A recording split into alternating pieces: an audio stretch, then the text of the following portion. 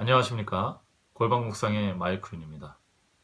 오늘은 예수님이 이제 마지막 성만찬을 제자들과 함께 가지시는 그 내용들을 통해서 오늘 한국교회가 처해 있는 위기와 또 이러한 우리들까지라도 사랑하시는 예수님의 사랑의 마음을 함께 살펴보도록 하겠습니다. 먼저 마가복음 14장 12절로 21절에 예수님이 제자들과 함께 유월절을 지키는 장면에 대한 내용들이 나옵니다. 다른 사복음서들에 비해서 좀 더 자세히 기록이 되어 있는 것 같아요. 간단히 제가 읽어보겠습니다.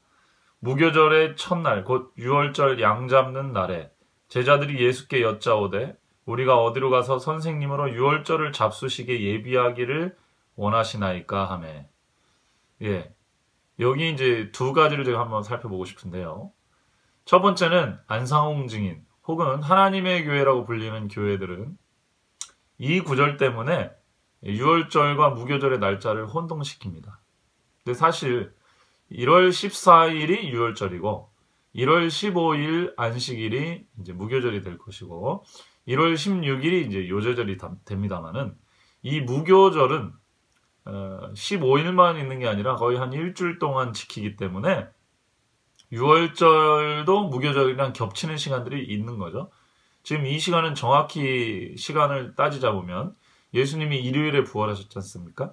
일요일에 예수님이 부활하셔야만 되니까 예수님이 일요일에 부활하셨고 안식일에 쉬셨고 그 다음에 유월절에 돌아가신 게 맞고 지금 여기서는 유월절 예수님이 양 잡는 그런 타이밍에 돌아가셔야만 됐기 때문에 이날은 저녁이라고 됐으니까 목요일 저녁이 되는 거죠. 유대인들은 해가 떨어지면서부터 하루가 시작된다고 생각했기 때문에 예수님은 목요일 저녁 해가 지고 나서 제자들하고 지금 유월절 만찬을 지키시는 겁니다. 스케줄이, 시간표가 이렇게 되는 겁니다. 그래서 이거를 이제 유월절과 무교절의 날짜가 막 뒤죽박죽이다. 이렇게 해가지고 안상홍 증인들이 이 절기 문제를 건드리면서 지금도 절기를 지켜야 된다. 이렇게 가면서 이제 자기들만의 논리를 폈는데, 문화적, 역사적 배경을 알면 뭐 그렇게 어려운 문제는 아닙니다. 여기 보면 표현이 예수님으로, 선생님으로 유월절을 지키도록 그렇게 해드려야 되겠다라는 제자들의 얘기가 나옵니다. 자, 이 전의 상황을 보면 마가복음에는 자세히 나오지 않았지만 엄청난 무리가 예루살렘에 같이 올라왔습니다. 그래서 호산나 외치고 막 그 병자들, 고침받은 병자들, 죄인들이 예수님의 길을 호위하고 그 다음에 수많은 무리가 따르고 예수님은 나귀를 타고 예루살렘 성으로 입성하셨어요. 나귀를 타고 예루살렘 성으로 입성하는 거는 왕들이 하는 겁니다. 보통 왕들은 말을 타고 입성하지만 솔로몬과 같은 평화의 왕, 전쟁을 하지 않는 왕은 새끼 나귀를 타고 올라왔어요.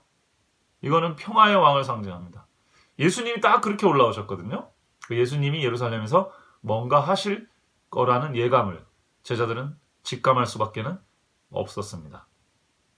예수님이 예루살렘에서 왕 혹은 정치인 혹은 뭔가 제대로 그동안 숨겨놨던 능력을 보여줘가지고 제대로 뭔가 하나 할 거라는 기대감을 제자들이 가질 수밖에 없었고요. 그렇기 때문에 제자들이 더 12제자는 특히 더 예수님 옆에 다닥다닥 붙어 있을 수밖에는 없었습니다. 그런데 보통 이런 큰 절기들, 명절들은 가족들 단위로 지내기 마련입니다. 다 그렇게 흩어져 있죠. 멀리서 왔더라도 먼 일가 친척들을 같이 하든지 혹은 뭐 개인이나 친구들 둘 이렇게 작은 그룹끼리 하지 큰 그룹이 보이지는 않죠. 예수님은 가족이 없었습니다. 가족이 있더라도 가족하고는 거리를 둔 존재였죠. 제자들이 자기 가족들을 지금 신경 쓰기보다는 뭐 한 거예요? 예수님하고 같이 이월절 만찬을 해야 되겠다. 그래서 장소를 알아봐야 되겠다. 서로 논의하면서 그렇게 하게 된 겁니다.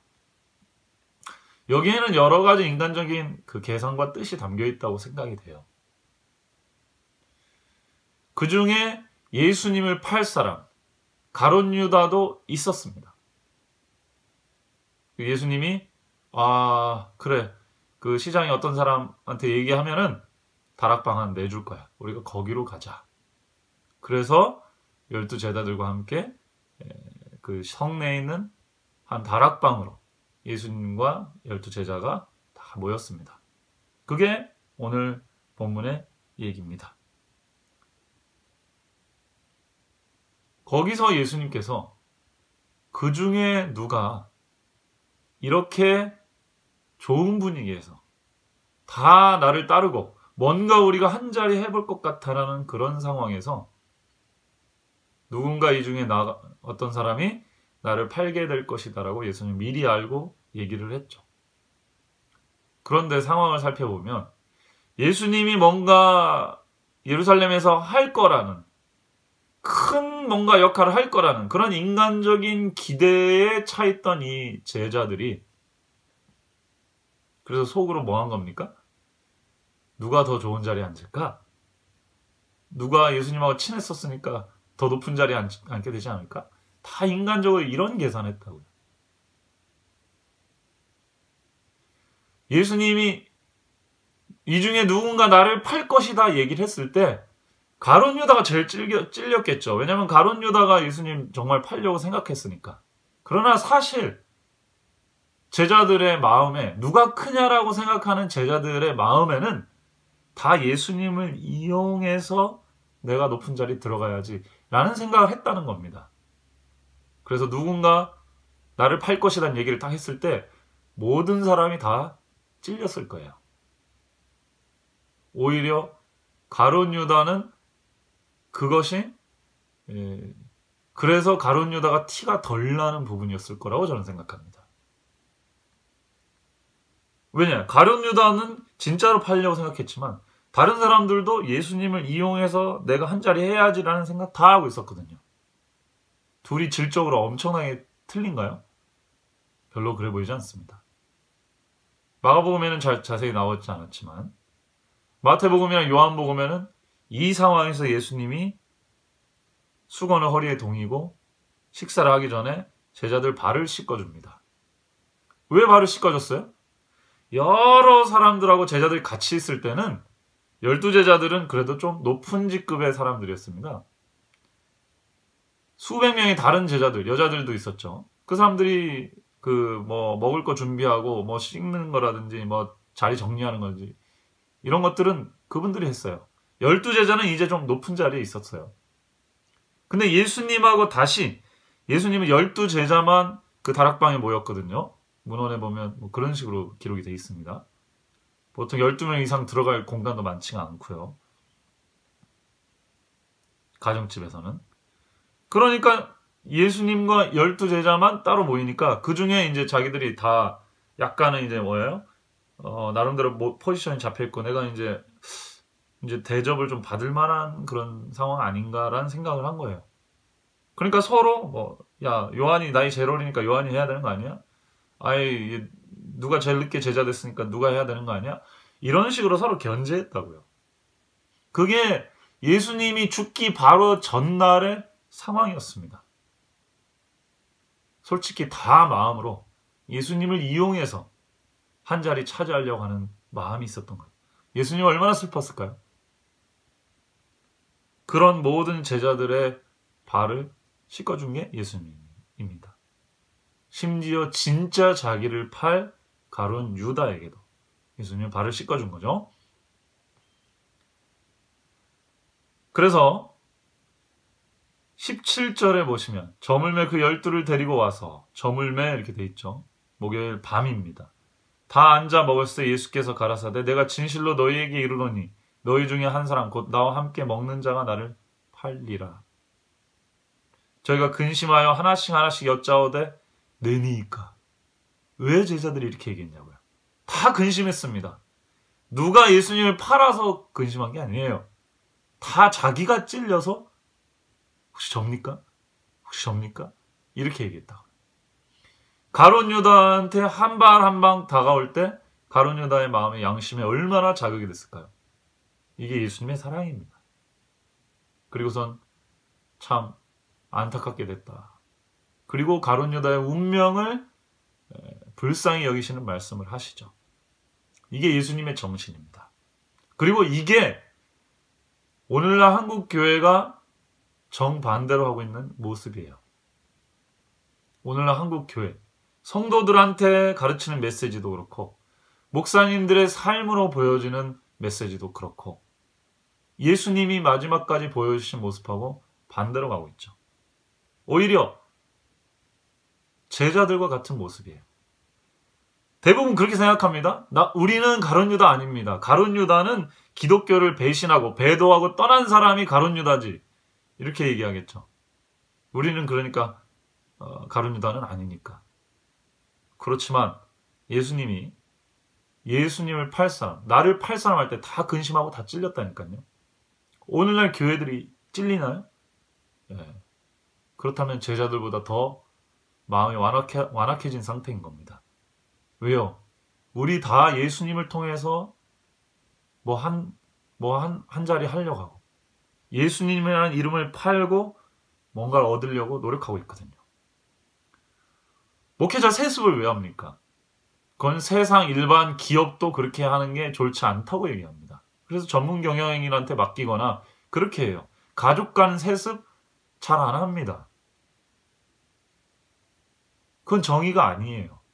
근데 어떻게 큰 교회, 대형 교회 목사님들이 자기 아들에게 세습을 해주려고 합니까? 일반 경영에서도 하지 않는 도에 어긋난 일이죠. 아무리 그분들이 설교로 눈물을 뺀다고 할지라도 그런 행동을 보면 그분들은 육의 사람인 것을 우리가 알 수 있습니다. 육의 사람이고 예수님을 판 사람이에요. 결국은요.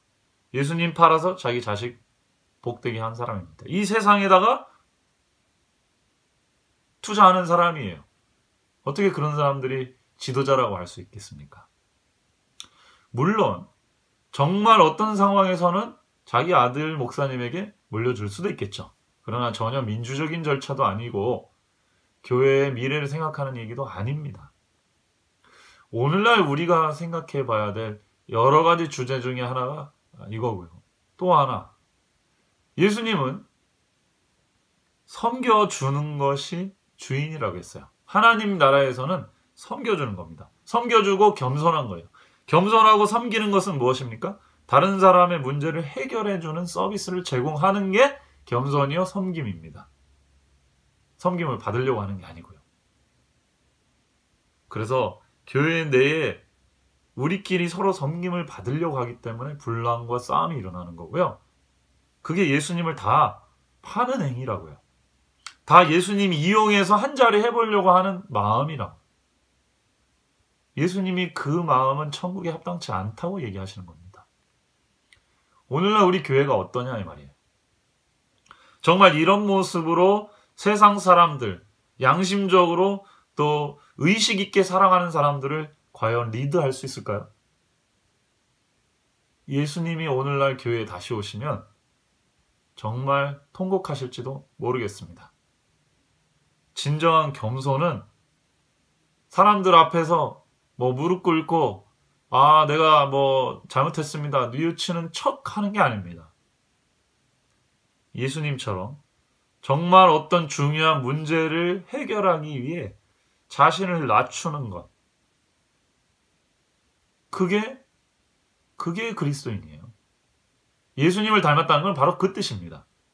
내가 혹 오해를 받을지라도 그 사람의 문제를 해결해 주기 위해서 내가 낮춰서 그 사람을 씻겨주는 것. 이게 예수님의 모습이었어요. 다 나를 팔 사람이에요. 나를 이용할 사람인데 그들의 문제를 오히려 해결해 주기 위해서 그들을 맞춰주는 것. 이게 예수님의 모습이었습니다.